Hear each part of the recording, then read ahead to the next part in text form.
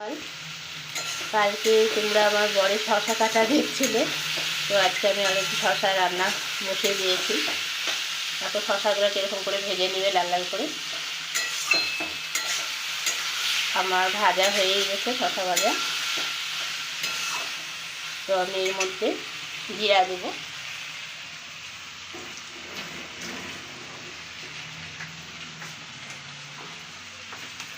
এই জিরের গুঁড়ো দেবো আজকে।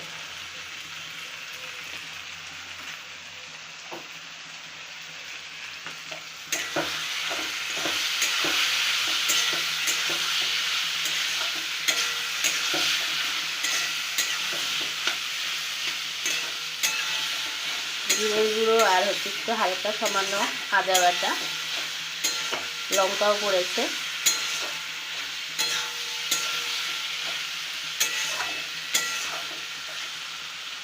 সামান্য জল দিয়ে কষানো হবে শশাটাকে।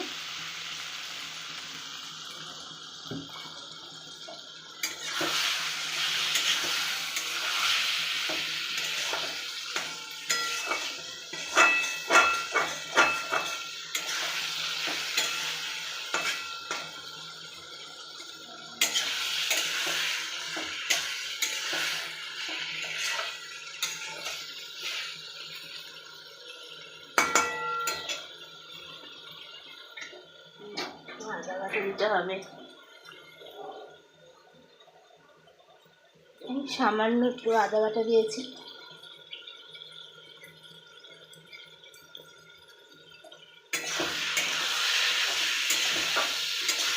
সকালকার খাবার রান্না সেরকম ইয়ে হবে, বাবা বাজার যাবে, বাজার থেকে কি আনে বেশি, তারপরে তোমাদেরকে দেখানো হবে। আবার তোমরা শশার তরকারিটা খেয়ে দেখো, এরকম করে খেতে কিন্তু ভীষণ ভালো লাগে, খেতে স্বাদ আছে, পেটও ঠান্ডা থাকে।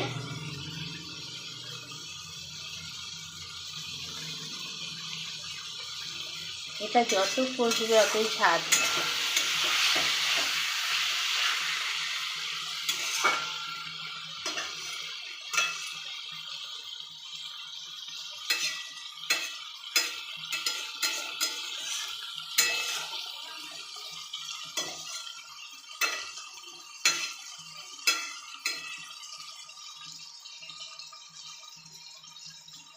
দেখতে থাকো।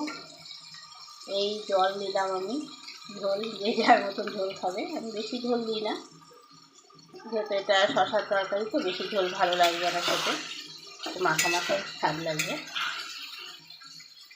মশলাটা একটু ভাজা ভাজা হবে, হালকা একটু জল দেবো।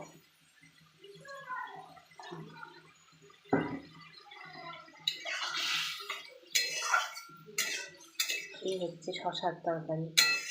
কে কে শশার তরকারি খাও একটু জানিও।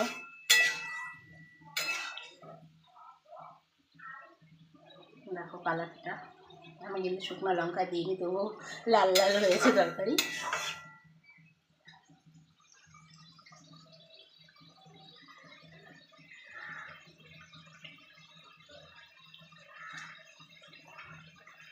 তো সিদ্ধ হয়ে গেলে নামিয়ে দেবো হালকা ঘি দিয়ে। তোমরা ঘি খেলে দেবে, না হলে না দিলেও হবে, যে যেভাবে খেতে চাও ওইভাবে বানাবে, কিন্তু পেঁয়াজটা দেবে না, এর মধ্যে পেঁয়াজ খেতে হয় না, এটা হচ্ছে নিরামিষ।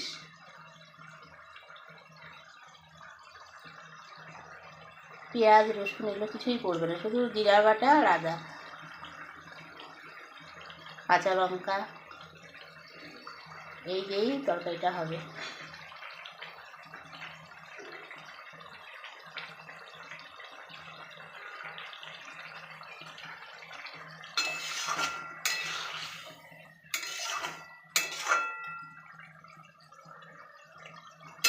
সম্বারা দিয়েছি আমি জিরা, আর হচ্ছে শুকনো লঙ্কা দিয়ে, তেজপাতাও দিতে হয়, ভুলে গেছি দিতে পারিনি, যাই হোক শুকনো লঙ্কা আর হচ্ছে জিরা দিয়ে সম্বারা দিয়ে নামিয়ে বসিয়ে দিয়েছি।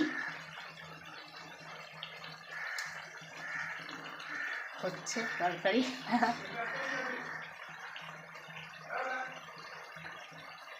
ঠিক আছে, রাখছি, টাটা।